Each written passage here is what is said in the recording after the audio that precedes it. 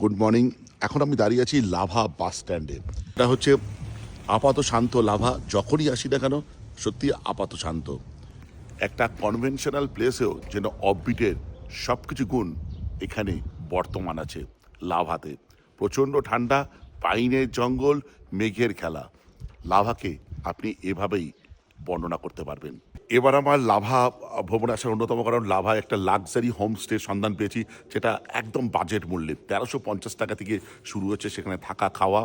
দুর্দান্ত প্রপার্টির নাম হচ্ছে সাক্ষ্যমণি, যেখানে 6টি রুম আছে, 3টে ডাবল বেড আর 3টে ডুপ্লেক্স।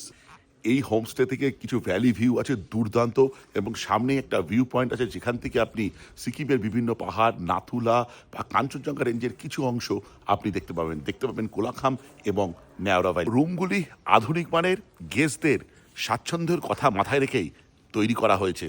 আর খাবারের দিক দিয়ে তো কোনো চিন্তা নেই, 16 আনা বাঙালি খাবার পেয়ে যাবেন। এই হোমস্টের অন্যতম আকর্ষণ হচ্ছে লাভার সবচেয়ে প্রিয় জায়গা, মানে লাভা মনেস্ট্রির একদম অনতি দূরে অবস্থিত এই হোমস্টে। পরবর্তী ক্ষেত্রে এই হোমস্টের উপরে বড় ভিডিও আসবে আমার ইউটিউব চ্যানেল ট্রেন্ডি ট্রাভেলারে।